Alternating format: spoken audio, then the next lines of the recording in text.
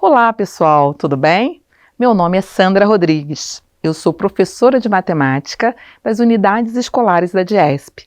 Nesta videoaula do segundo bimestre do módulo 1 do Ensino Fundamental de Matemática, vamos identificar ângulos, vértices e lados de um polígono, calcular a soma dos ângulos internos do triângulo e do quadrilátero, reconhecer o conceito de fração como parte de um todo e realizar operações com frações.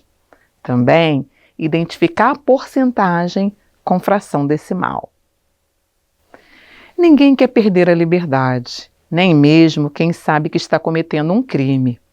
Estar dentro de uma cela é se privar, se neutralizar, mas a verdade é que muitas celas de prisões ao redor do mundo podem ser muito diferentes daqui do Brasil. Muito mais confortáveis, limpas, organizadas e até bem equipadas. Mas o comum entre todas elas são as estruturas físicas, onde podemos identificar vários conteúdos matemáticos. Nos edifícios, nas paredes, nas portas, enfim, em tudo encontramos conteúdos de geometria e aritmética. E nesta aula, iniciaremos os estudos com polígonos e a soma dos seus ângulos, representando a geometria. Depois, perpassando pela fração e porcentagem, obtendo assim conhecimento significativo destes conteúdos. A palavra polígono pode ser decomposta em duas outras palavras: poli, que é igual a muitos, e gonos, igual a ângulos. Logo, polígonos pode ser definido como figura de muitos lados, ou seja, toda figura plana onde o contorno é composto por segmentos de retas que não se cruzam. O polígono ele pode ser convexo ou não convexo. Os elementos de um polígono são vértices, lados e ângulos, onde os vértices são os pontos de encontro entre os lados são os segmentos de reta que determinam o polígono e o ângulo é formado por dois lados consecutivos. Na classificação dos polígonos quanto aos lados, temos 3 lados o triângulo, 4 lados o quadrilátero, 5 lados o pentágono, 6 lados o hexágono e assim por diante, como você pode acompanhar no seu livro. Quanto à classificação de lados dos triângulos, temos triângulo equilátero, aquele que tem 3 lados iguais. Triângulo isósceles, aquele que tem 2 lados iguais. E triângulo escaleno, 3 lados diferentes. Agora, quanto à classificação por ângulos, temos o triângulo acutângulo, que tem 3 lados menores que 90 graus. O triângulo retângulo, que tem um lado igual a 90 graus, e o triângulo obtusângulo, que tem um ângulo maior que 90 graus. Sobre a soma dos ângulos, primeiro temos a soma dos ângulos internos de um triângulo, dos 3 ângulos, que é igual a 180 graus.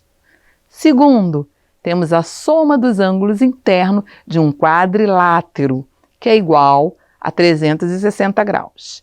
E, finalmente, para encontrarmos a soma de qualquer outro polígono, podemos usar a seguinte fórmula: S é igual a, abre parênteses, n menos 2, fecha parênteses, vezes 180 graus, onde o S é igual à soma dos lados e o n é igual ao número de lados. Queridos, agora vamos reconhecer o que é uma fração. Bem, pense numa comida. Que tal uma pizza? Imagine que você e mais 5 amigos estejam em casa e precisam dividi-la. Para que cada um de vocês comam a mesma quantidade de pizza, a mesma será dividida em 6 partes iguais. Nesse caso, é possível afirmar que cada um de vocês irão comer um pedaço. dentre os 6 pedaços existentes. Isto é, cada um de vocês comerá o equivalente a 1/6 da pizza. Onde temos 1/6, que somado 6 vezes será igual a 6/6, que resulta em 1. Note que ao somarmos todos os 6 pedaços, encontraremos 1 inteiro como resposta.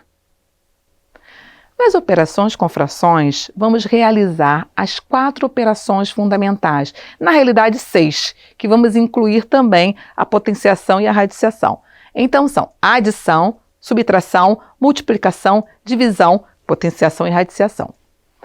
Na adição e subtração, para somarmos ou subtrairmos frações, é necessário que estejam com o mesmo denominador. Se sim, então somamos ou subtraímos os numeradores e mantemos o denominador. Se os denominadores forem diferentes, usamos o MMC, que é tornar os denominadores iguais. O MMC é dividido pelo denominador e o resultado é multiplicado pelo numerador, ok? Já na multiplicação, devemos multiplicar numerador pelo numerador e denominador pelo denominador. Na divisão, repetimos a primeira fração e multiplicamos pelo inverso da segunda, ok? Na potenciação, elevamos tanto o numerador quanto o denominador da fração ao expoente dado. E na radiciação, extraímos a raiz quadrada do numerador e denominador. Na fração com porcentagem, a expressão porcento significa por 100. Quando a usamos, estamos dizendo que uma certa quantidade foi dividida em 100 partes. Por exemplo, quando dizemos 30% de 700 é igual a 210. Então, pessoal, hoje nós vimos sobre definição de polígono e seus elementos, ângulos, vértices e lados. Também sobre calcular a soma dos ângulos internos do triângulo e do quadrilátero, reconhecer o conceito de fração como parte de um todo e realizar operações com frações. Também aprendemos a identificar a porcentagem com fração decimal. Queridos, espero que vocês fiquem bem, treinem bastante e até a próxima aula.